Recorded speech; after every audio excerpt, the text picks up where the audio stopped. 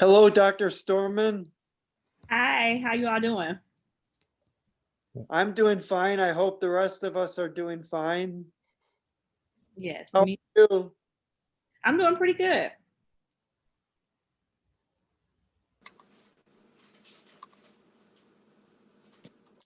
We're excited to hear from you. Yeah, I am excited to be with you all. Let me know when you want me to start.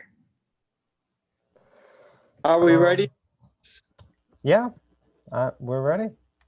Okay, well, welcome to the October Writing Studio meeting, everyone. And we have a guest speaker today. Tonight we have Dr. Storman, the Director of the Office of Diversity and Inclusion, here to speak to us. And it's going to be wonderful. And welcome, Dr. Storman. Thank you. I'm excited to speak with you all and just to share some knowledge with you. Give me a second while I get my information pulled up, but I emailed you all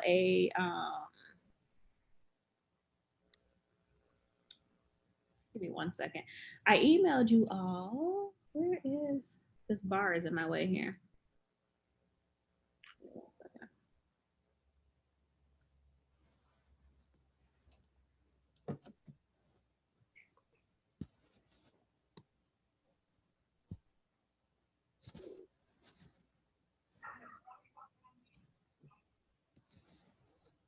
But I emailed you all a form.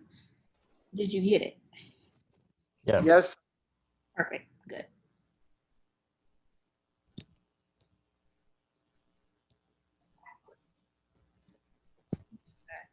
So we're going to use that form as we work through because I know we have a limited time. And so go ahead and get that form ready to work through. When Dr. Marino reached out to me, he said he wanted us to kind of have a conversation and me to present information like around differences. And I thought that was very important. And one thing that I tell many of the students that I work with is that it's important to know your own social identities to be able to know and understand the social identities of your peers, your friends, and your colleagues. And so before we get into the presentation, I would just want to introduce you to our office and our staff. And so this is the staff for the Office of Diversity and Inclusion.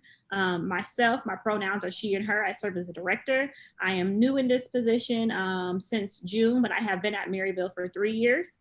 And I graduated with my doctorate from Maryville last year. Next, you'll see Maricela Reyes. She's a program coordinator. She works with our student organizations. Then you'll see Chineri Turner. She just came to us from admissions and she now works with our Multicultural Scholars Program. And then we have Dara Ballard, and she is our graduate assistant this year, also an alum of the Multicultural Scholars Program and working closely with the Office of Diversity and Inclusion. And so for those of you who are not familiar with the office, our mission is to make sure that we're creating a campus environment that when all faculty, staff, and students, when they show up on this campus, regardless of their identity, we want to make sure that they feel accepted, that they feel respected, and that they feel valued. And so that's the main goal, is that we're creating an inclusive space for all students, faculty, and professionals here on campus. And so I'm going to move through this. And as I move through each section, I want you to work on that worksheet, right?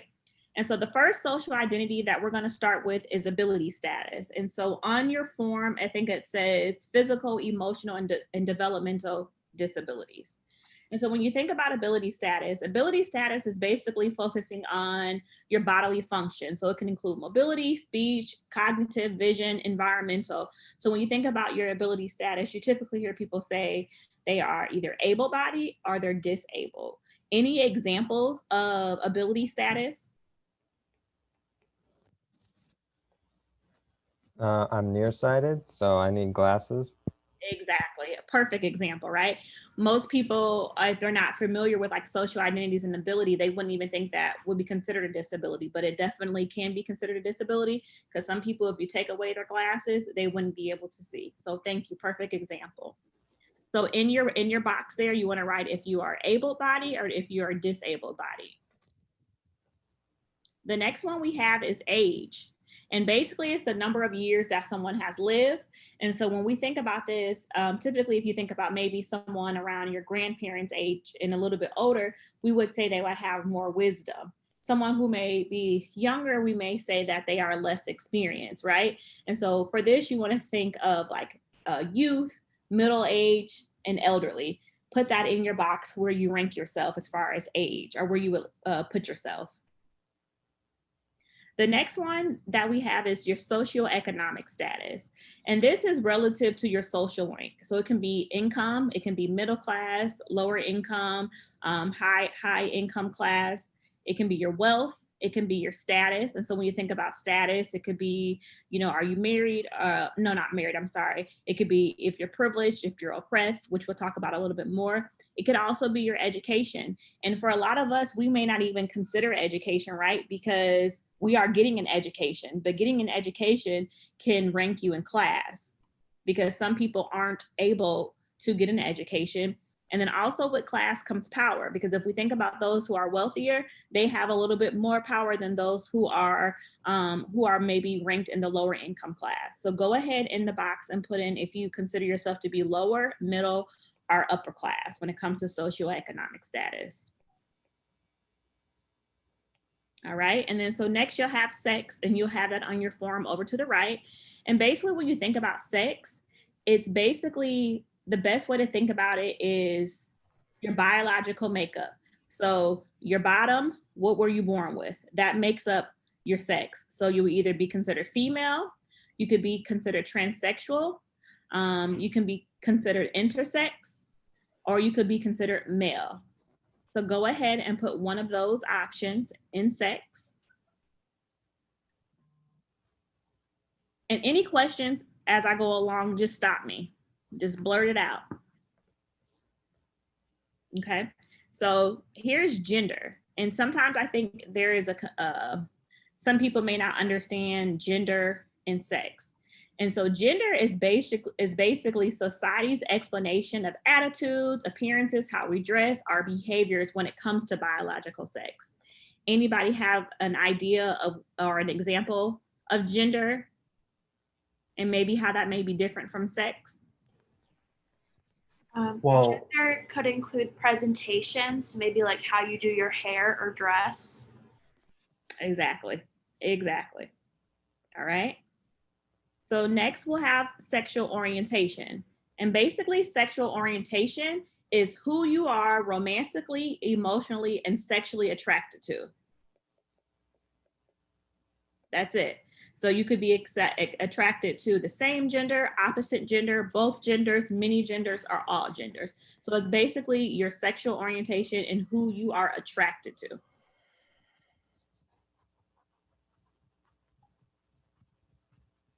And then next we have race. And basically race is around common origins or perceived commonalities such as your skin color. It's also the concept that retains socio-political significance due to its use in justifying social hierarchy. So there is hierarchy in race, right? If you just think about current events, right? You think about those who may come from a lower socioeconomic status. When you think about underrepresented populations, you think about equity and things like that. Race does have a political factor into that.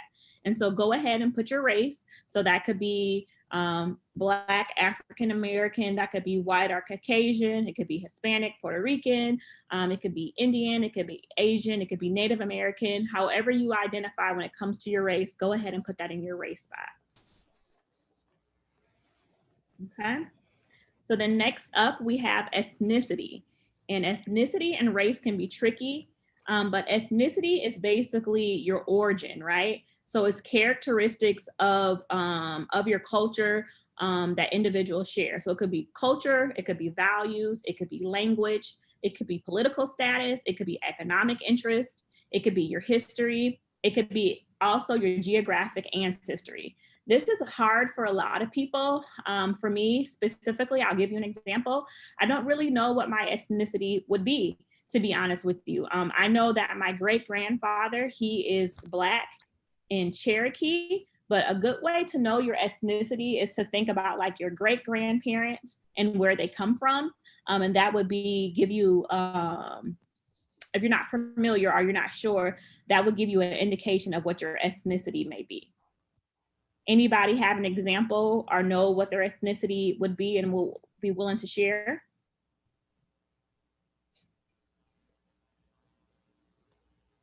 And if Well, not, that's For Go ahead. me, my dad's side is of German ancestry. So yeah, I know that.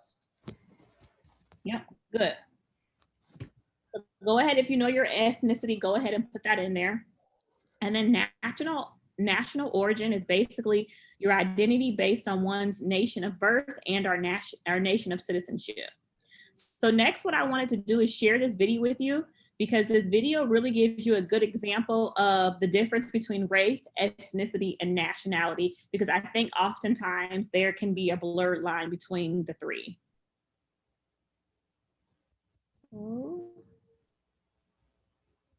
Uh-oh. Doesn't look like my video might play. Oh, give me 1 second. Yeah, it doesn't look like the video is going to work. So I'm just gonna go ahead and skip forward, but any questions around race, ethnicity, and nationality that I can answer? What's the difference that you would say between white and Caucasian?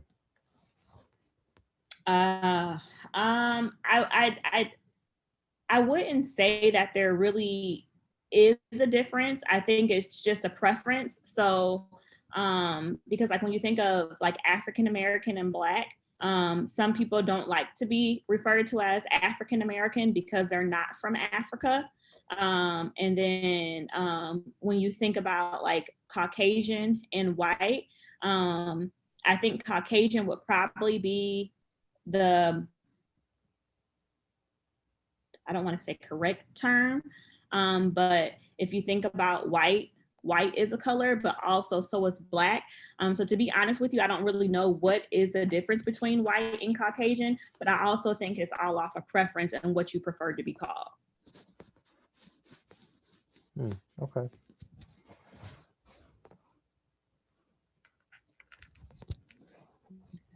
So next we'll move on to religion.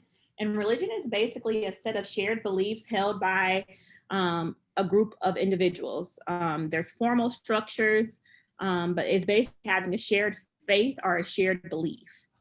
So anyone, and you don't have to, anyone want to share their religious or spiritual affiliation? Would agnostic count as a spiritual affiliation, technically? Yep. Mm-hmm.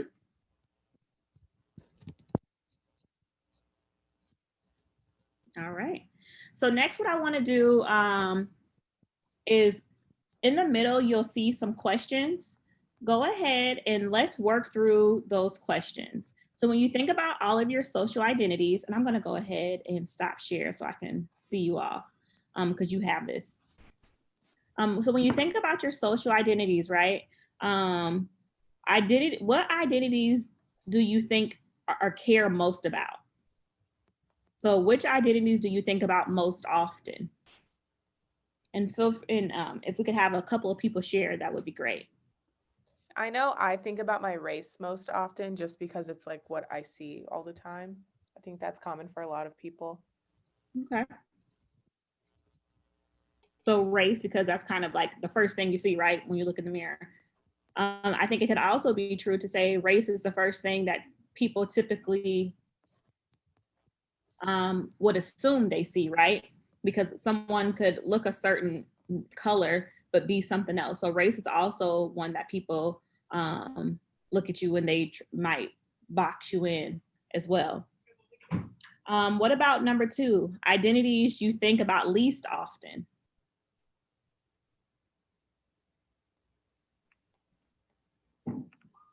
Any from the ones that we shared that you think about least often when it comes to your identities? Anyone willing to share? I mean, I would say my age because I really don't think about how old I am because, like, I know I'm 20, so it's like I don't really care about it. Mm-hmm. have you ever, or if this is for anybody, like, have you ever thought about your age as far as like when it comes to like wisdom, right? And thought about like, you know, maybe once I get more experience, or if, you know, someone older has said, you know, you don't know nothing, you haven't experienced anything. Have you thought about your age in that way? I think about my age, especially when I'm in classes with people that are older than me or younger than me. I have that a lot. And then I also feel like people think that I look a lot younger, so they might misjudge me because I look younger or Mhm. sound younger or whatever. So Yep. that's one that I think about a lot, definitely. Perfect. All right, so let's go on to 3. Your own identities you would like to learn more about. And so for me, this one is always ethnicity. Anyone else?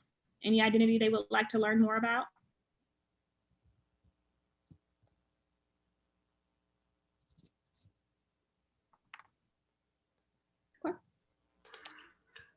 I mean, I think probably disability, just because there's a lot of different things that make up disability. So there's a lot of material to cover there and a lot to learn. Definitely. Next, identities that you have the strongest effect on how you are identities that have the strongest effect on how you perceive yourself.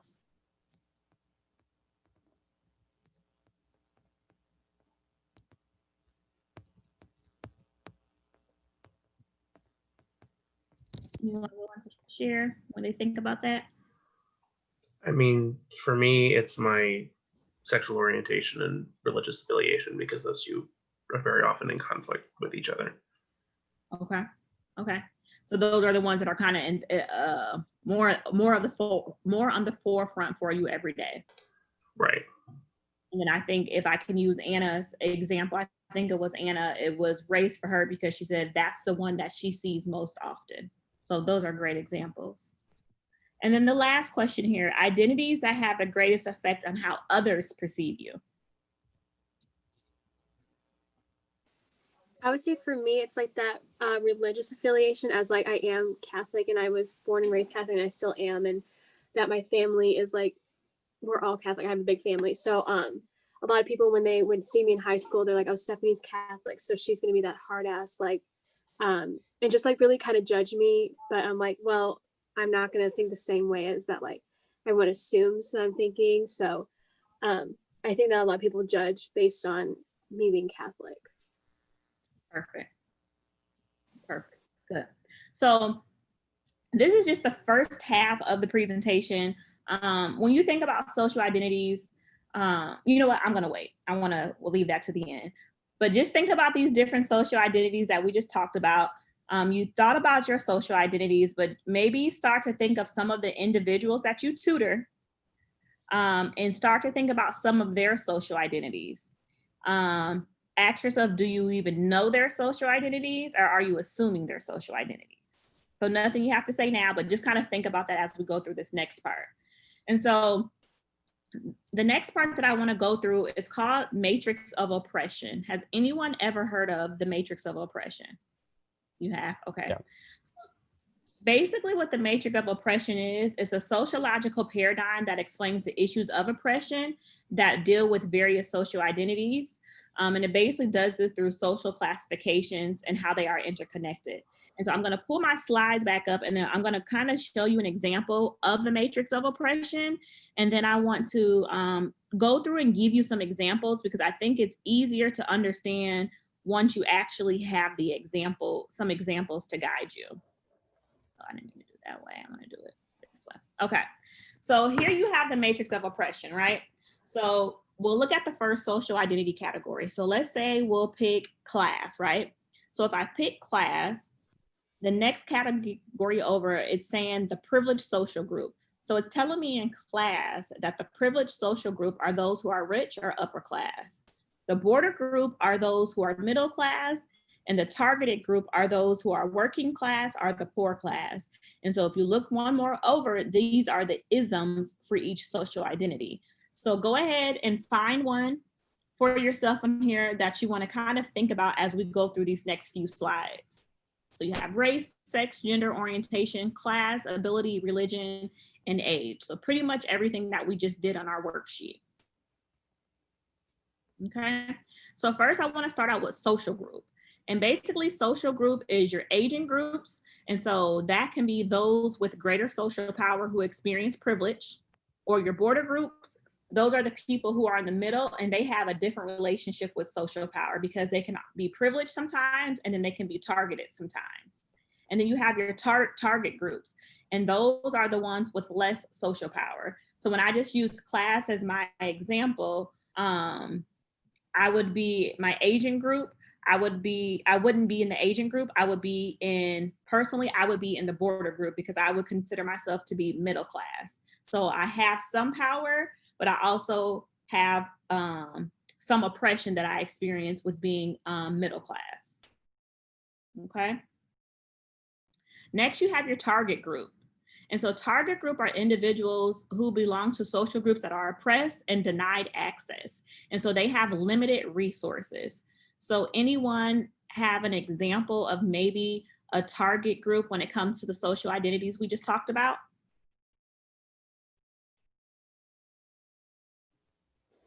Definitely, I think of people with learning disabilities or people who need accommodations, especially in higher ed. Perfect. Great job, Elvis.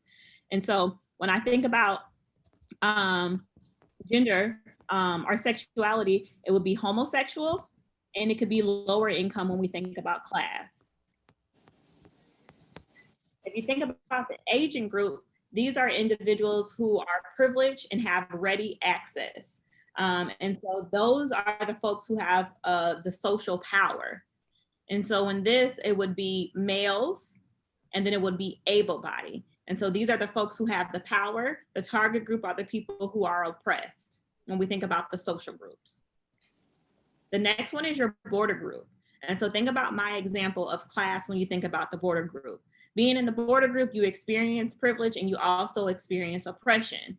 There are also some folks who can be considered that pass as members of social group, and they avoid being disadvantaged by their social group memberships.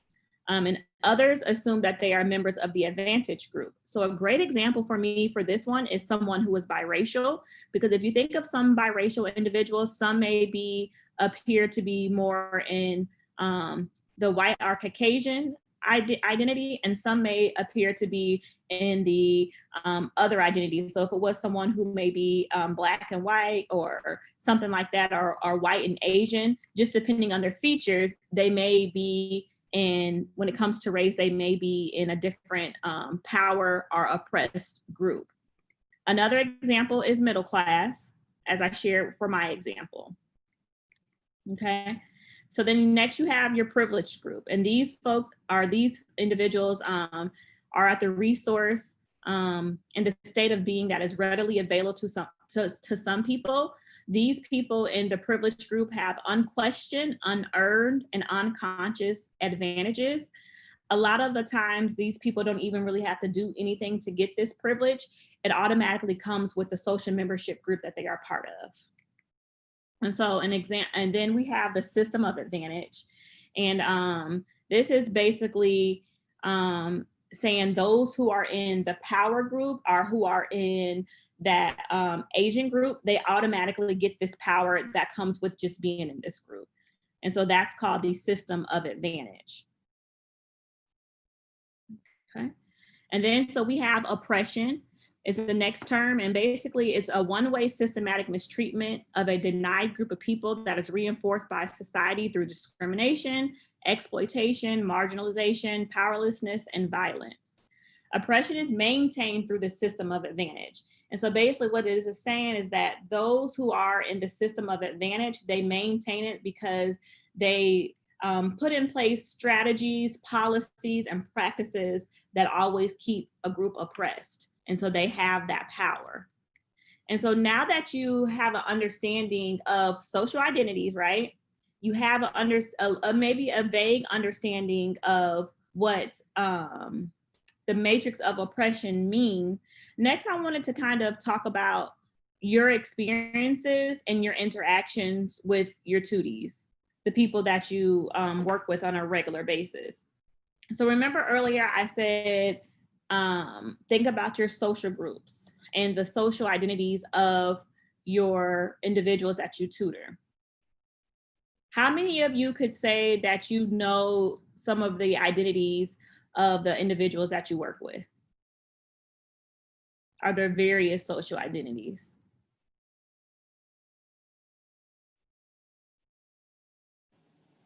I think at times we are able to know, like when we're in person, like kind of get like a sense of maybe like the outside of what we could see, like I don't know, like just like the simplicity of it all without getting to know them, just like on the outside border of it all. Okay. So are you saying like you might know more about their social identities outside of tutoring? Well, if like we can get a sense of like who they are, like by tutoring, like in-person tutoring or like virtual, like when we see each other, we talk to each other, and where it's not Mhm. just like online submissions where I'm just reading their paper and like seeing what they're writing down. Gotcha. So being able to build rapport and relationship with them, you learn about their Mhm. social. Exactly. Perfect. Okay. So then my next question for you all. What can you do to be aware of the social identities and backgrounds of your tutees? I think the biggest thing is just to be genuinely interested in their life. I think about people who have confided in me, like disabilities and accommodations that they've received, especially, and just being really respectful of that, and trying to genuinely understand more about who they are and where they're coming from. Okay. Anyone else? Or why is it important to know their social identities? Oh, I was just gonna say, for me, it's important to like never assume someone's identity, like just based on what they look like, because a lot of people like identify as something else. And like if they look like a girl to you, it doesn't mean like they identify as a girl. So you have to be really careful with that. Mhm. I think another really big thing, building off of like don't make assumptions, learning more. So like I'm queer, and I've had like some students like come to me because I like networked to the Gender and Sexuality Alliance. I'm like, if you need a tutor, hit me up. And like students would frequently come in, and like if they pick a topic for class, like they pick something they're passionate about. So like I had a student come in and they were talking about like gender through the ages, and like they came in with a couple different papers about gender. And I think another thing is like we're here to like give critique and constructive feedback. But also like I think it's good to be conscientious that, oh, this content could also like correlate to this person's identity or their experiences.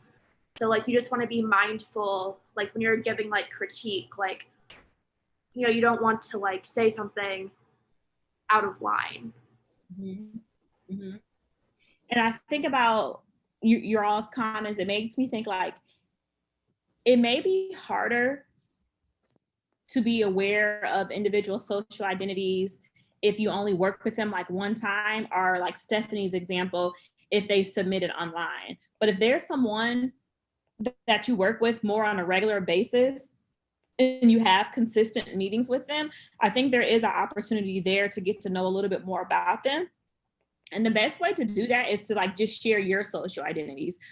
So, you know, maybe when you introduce yourself, telling a little bit about yourself and sharing your pronouns.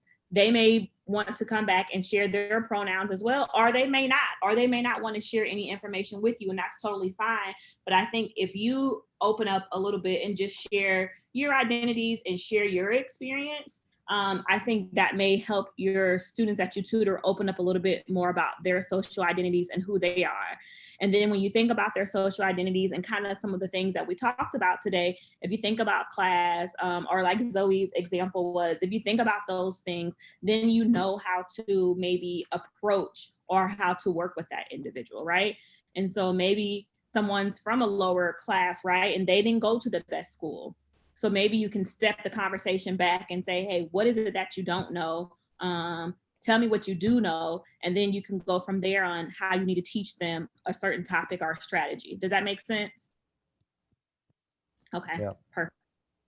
So my next question is, now that you are aware of your own privilege, oppression, when it comes to identity, how can you be a better tutor? So now you have more awareness about your own identity.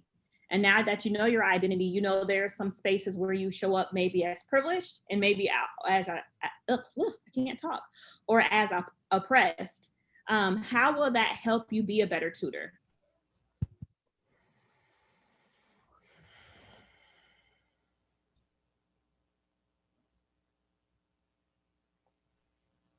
I guess I think just about what Zoe said, and it helps you not to make assumptions based on that. I think we all have these biases of people being disabled or a certain way because of the background, their school that they went to.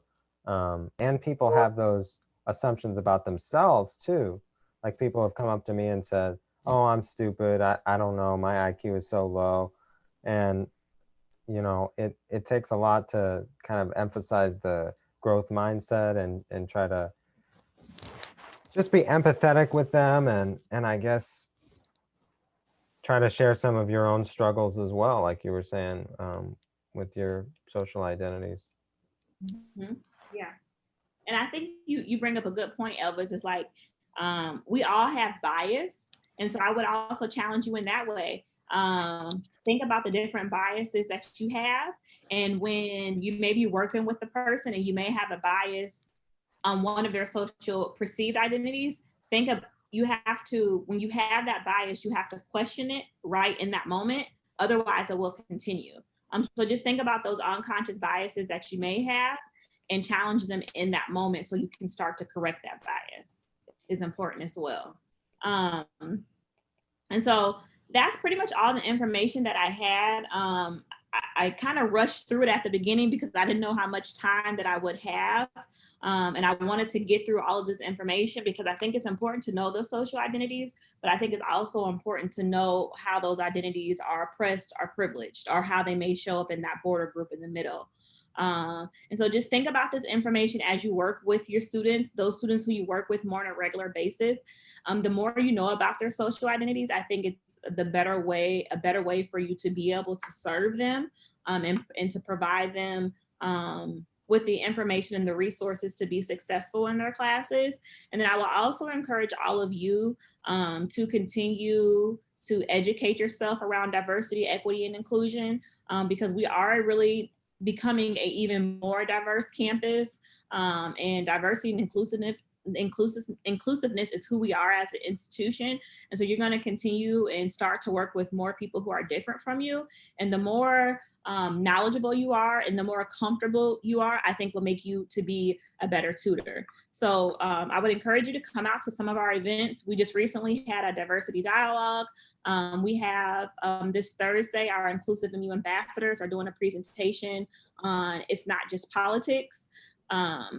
We have various workshops available. Like if you all want to maybe next semester do like another presentation, we have our multicultural scholars, peer educators. We have our Inclusive MU ambassadors. They'll be doing a presentation here soon on allyship.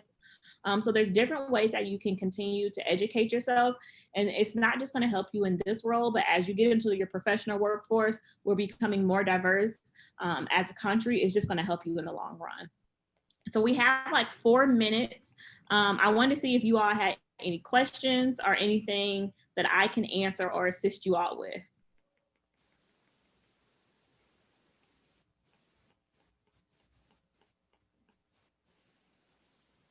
If not, like I said, I got through that information pretty fast, but I wanted to make sure I get it all to you. If you ever have any questions, feel free to email me or to stop by the Center for Student Engagement. Right now, I'm here on Mondays and Fridays with our staggered schedule. But I just encourage you to continue to do the work and to keep doing the work. And then if you have any questions, let me know. Thank you for inviting me to come and talk to you all. I hope that. Thank you. Would you? Yeah, thank you very much. Norman. No problem. Could you send us that PowerPoint, Dr. Storman, so that we can put it on our Canvas? Oh yeah, yep, I sure will. Let me jot it down and I will get it to you tomorrow. Thank you. No problem. That was excellent. Yeah, thank you very much, Dr. Storman. We appreciate this. No problem. All right, have a good day. You Thank too. Take care. Take care. That was wonderful. Yeah, and as Dr. Storman said, there's a lot of ways to get involved. There are a lot of events going on through the Office of Diversity and Inclusion, and we highly recommend that as a writing studio that we get involved in those events. Yeah. Yeah, I know she mentioned there was a thing this Thursday. I actually didn't even know about that. You can find most of the events on the Cork app. Sometimes I look through that to try to find different events. There's a Holocaust survivor speaking at 4 next Monday. If you guys are free, I'll be going to that. And the best thing is everything is on Zoom. So, well, or not the best thing, but I mean, it's a little bit easier to access, right? You don't have to go to campus if you maybe live a little bit further away, or if you're not on campus already. So just think about that. Think about that. It's awesome.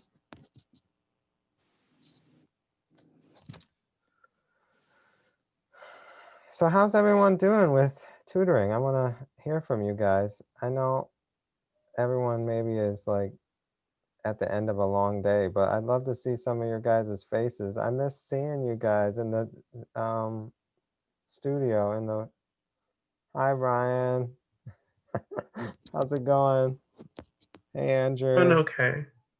Just okay. Are you busy, Ryan?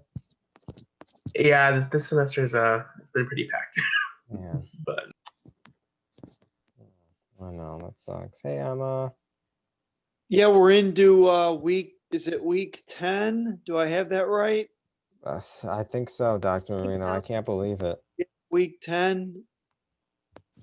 I cannot believe it. So what are some good tutoring experiences you guys have had? Brighten the mood. I think was it last week or 2 weeks ago, I had a last minute appointment come in, and it was just really great to help him. Like it was like the entire hour and like an extra 30 minutes of just like Wow. he was like so confused about what he was doing, what his teacher was giving him feedback with, and it was just really nice to like be able to break it down with him and give him the new tools to do it himself. And I think that he's been successful since then. So that was a good session. That's awesome. Excellent. I got a raving review from someone about one of our new tutors, Matthew. Matthew, you have made a big impact on a girl in Emmy and I's and Dr. Reno's, of course, 204 class, Katie. She was going on and on about how you helped her so much with APA and just with everything. And she said, I'm going to book Matthew this and Matthew that. And I'm like, I got to tell him because that's going to make his day. So yeah, she's come in a few different times booking sessions, and it's always been a really productive session whenever she meets up. yeah. Yes. So that's awesome. I actually met with the same girl on Friday, and she was raving about Matthew, and I told her to put her paper about him. And then she also was raving about you, Elvis. So, well, she comes to me and she just talks to me for an hour. So I guess I'm just a good sounding board. that's what she was like. I love talking to Elvis. He always just listens, and we always have great conversations. So she really likes you. We do. We talk about tea. We talk about tea. That's what I love about tutoring, is just learning more about people. And she was showing me all her bio stuff, and she was like, look at what I'm doing in bio. I'm like, awesome. Go to another tutor. So she scheduled 13 tutors, this girl. I don't want to spill all her tea, but anyway, some people just love talking to tutors. So it's beneficial. Like Sam had said before, sometimes it's the only personal connection that they get, because everyone misses being in person. It really is kind of sad. Yeah, that's the value of that, that we have peer tutoring, that they get to talk to their fellow students. Yes. They really appreciate that. Sometimes talking to a professor can seem kind of intimidating to a student, but when they get to talk to their peers, they really get a lot out of that. Yeah, I Mhm. noticed that with the session that I had because he was very frustrated and he was like kind of venting to me. And I was just like kind of keeping us on the same level. Like, it's okay. Like, go ahead and like talk to me. Like, what's bothering you? Like, Yes. this isn't just me looking at your paper. Like, I want to help you with like your student life in general. And so, Yeah. like, I think that was a great place for him to express what he was feeling. Like, his professor wasn't being as helpful as she could have been. So I think that was a really great thing for Mhm. him. Yeah. Yeah, and this is the time right now that we have a few minutes to just talk about things that maybe are stressful in tutoring. You know, I've had some situations. It's like, I don't know what to do with this, or things that are good, positive to share. So, yeah, that's why, Stephanie, thank you for sharing. That's why I just kind of want to take a few minutes and share, because it's helpful to get stuff off your chest and bounce it off of other tutors because they might have ideas. It can be in person, online, well, not in person, but Zoom, the inbox, the papers that you've been grading. One thing that I've been doing is really just focusing on that one paper for that time period, because what was happening to me was I would assign a paper to myself, say, okay, I'm going to do this tonight, and then just completely forget about it, or, you know, something else would happen. I would do half of it, and then they would email back saying, hello, where are you? And I would be like, oh, shoot, I'm so sorry. So I've tried to just really remember to do that during my hours. I think that's the biggest thing. Don't overextend yourself. Don't work outside of your hours. If you say you're working from 3 to 5 on Thursday, do your online submission from 3 to 5 on Thursday. If you can't finish it during that time, do it the next day, or even the day after that if it's not due for a while. But if it's due, you can always submit it to me or whoever assigned it to you, Lexi or Madison.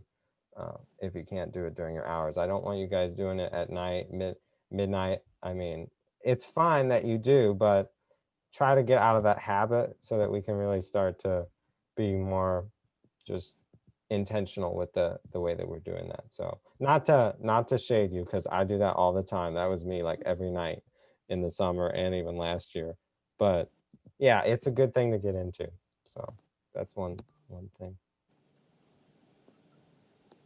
I think one thing that's really helped me is I haven't had any in-person sessions for writing. All of my Zoom sessions have been for like other degrees and other programs. But I've had a couple of people respond to my email and be like, this was really helpful. Or like having the partners has been really nice, because I think even today I'm like, oh, I have an email from Emmy and I haven't quite responded to it yet. But Emmy, that was super great.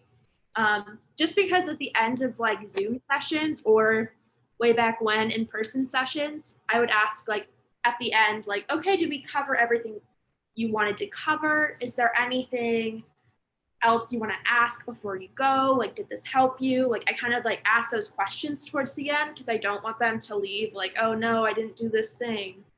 So, but you lack that with the online writing cases. So getting like a couple emails like from the 2D, like, oh, this was helpful, or like from the partner, like that has been really nice. Okay. It's like some validation, like, yes, I'm doing the right thing. Yeah, I totally agree, especially with the email, because they're like, oh yeah, I'm going to schedule a tutoring appointment because like you suggested it, so now I'm going to do it. So I'm like, it's a great thing that we're connecting the online submissions with our tutoring and like the virtual tutoring, because they're like, I want to meet with you now. I want to talk about this. I want to dig deep into like what you were suggesting and all that kind of stuff. So I think it's great. Lexi, you're nodding. Yeah, I've seen a lot of people, like when I assign a case, people CC me it, and I see a lot of people sending emails back saying, hey, I'd love to set up an appointment. And it's so exciting for me to just see that, because I'm like, yay, more people. But also I've been getting a lot of people just coming back like from last year coming back and emailing me and asking me. So it's really, I think we're doing a lot more online than we expected, and I'm really happy about it. Yeah, I've had a few weeks where I've been really booked. I mean, not as booked as Ryan or some of you other people that tutor more than one subject, but I've had some really great successes with the online. The only thing I would say that is tough is the time limit, because you hit that hour or you hit that 30 minutes, and it just feels like, oh, I can keep going. Like, you know, I'm not in person, there's nowhere really to be, but I've been really trying to make sure, okay, it's 5:59, you know, I gotta go have dinner, or I gotta go to my next session, or you can even make up an excuse if you want and say like, you know, you can always book another session with me, or we have 17 writing tutors. Now we have even more because of the 204 students. So yeah, I think setting those boundaries, like I was saying with the online submissions, is really crucial. Okay, this is gonna be like a weird question, but if they still need help and we don't have another session after theirs, like for example, I had a 3-hour programming tutoring session and What? like it really helped him. No, Oh, it's fine. that So- seems long. I don't No, it really was think I fine. can sit there for 3 hours. Well, no, because he went from knowing like literally nothing about the class because his professor didn't really help him Yeah. to now he understands it. So that's Yeah. good. But Awesome. he only booked it for like an hour and a half and I didn't have any other sessions. Are we allowed to do that? Yeah, I mean, I would say if you can try to put it on, maybe, yeah. I guess I would say try to put it on the books for maybe No, yeah. another hour, or something like that. But as long as it's on there for a little bit, Alright. just don't burn yourself out. I mean, that sounds like a long time. Yeah, I you mean, don't want It was Burn. fine. up to you. I mean, if you don't have another session after that, obviously it's okay for you to make the personal choice to do that. But yeah, definitely, as Elvis said, don't get burned out. No, I just wanted to make sure we were like allowed to do that. I didn't want to like, I don't know. Yeah. Yeah, the only thing I would say, like if people are emailing you, like Lexi had said, just make sure you tell them, oh, hey, go to Peer Tutoring Maryville website and sign up for a tutor. Yeah. Don't just send them like a random Zoom link, just so we can keep track. Because like I have access to see everyone's, and we've had like over, I think it's like 700 Zoom appointments, like overall. I can probably see writing too, but I'm sure it's, you know, I'm sure it's up there. One day we had like 100 tutoring appointments in like one day, and there's only like 50 tutors, or I think there's maybe 60 or 70. But anyway, it's been busy. So yeah, just don't let yourself get burned out. And yeah, like Andrew said, if you're being that successful and really helping someone, you can do it. But I couldn't do that. I couldn't sit there for 3 hours and help someone. I would be like, I need to go get lunch or something. So actually, was it Zoe? Yeah, I think Zoe mentioned this, the emails back to people. How has that been going with sending an email to your tutoring partner? Have you been doing that?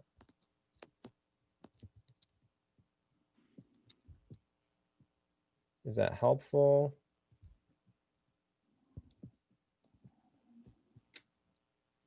Getting some good feedback. That was a suggestion from Dr. Cavallo last month. I did see one of them. I haven't seen more than that, so I don't know how often that's occurring. I got CC'd on one of them. Did you want us to CC you on that?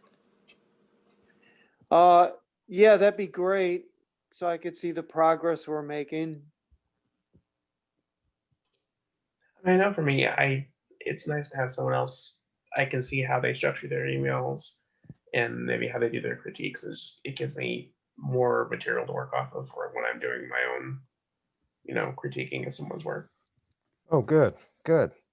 Yeah, I just want to make sure that this is something that's productive, and I mean, we can stop it if it's not, but you think it's beneficial?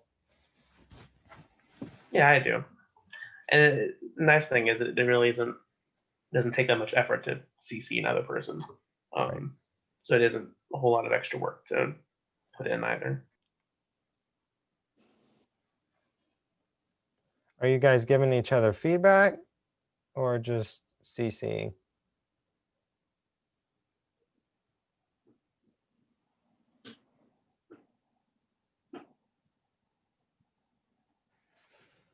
I haven't been giving feedback on everyone, but I've been doing like a couple of them that I've given feedback on. Yeah, you don't have to. I mean, like Ryan said, it's helpful just to see what's going on with how other people structure theirs.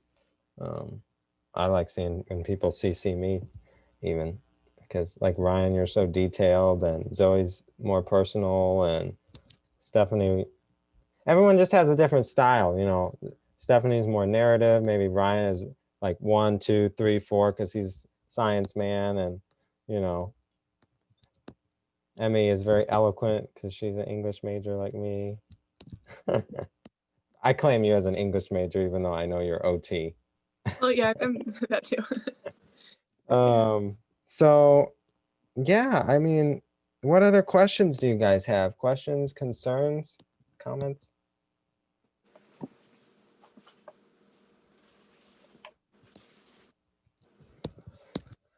How is everybody doing with their own schoolwork? Are you keeping up okay between tutoring and your own work? Good, Stephanie? I think your own work takes priority. You're a student first. I don't know about y'all, but I'm really struggling with just like engagement over Zoom. Mm-hmm. Like first few classes, like it was new, like okay, this is pretty exciting, I guess. And now it's just like another Zoom session. So struggling with that a little bit. Yeah, that's Zoom fatigue, as it's called. That's difficult. Mm-hmm. I totally feel that. I love my in-person classes, but a lot of you guys don't have that option.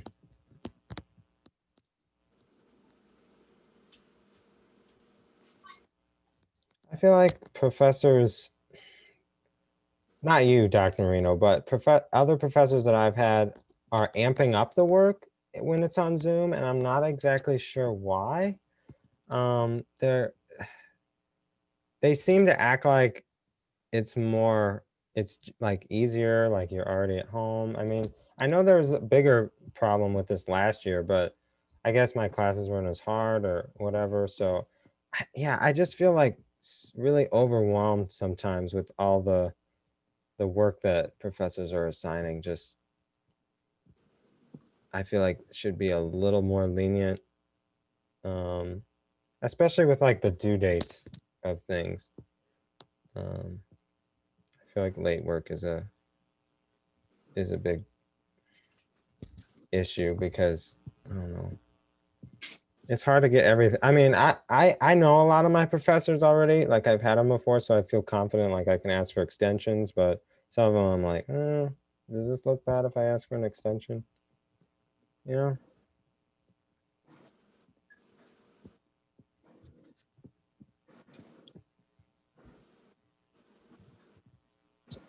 That's me.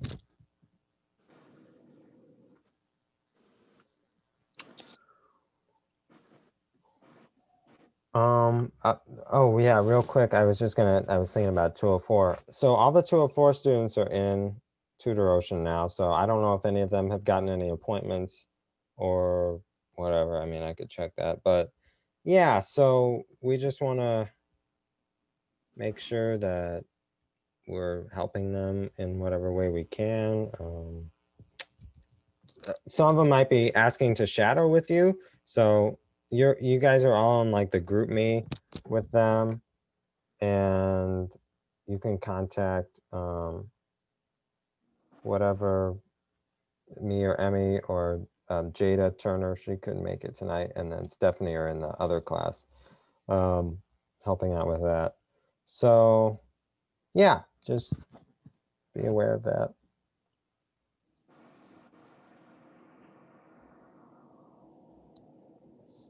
Anything to add with that or anything else, Dr. Marino?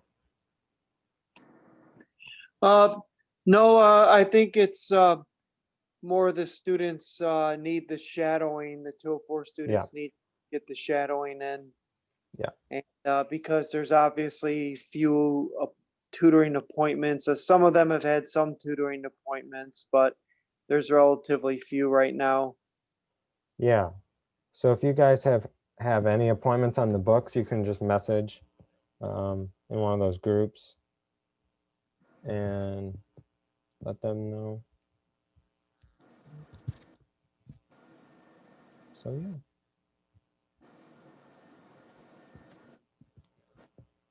Well, we've got our writers workshop in a few minutes. We'll see. I'll let people in as they show up. Hopefully they'll show up.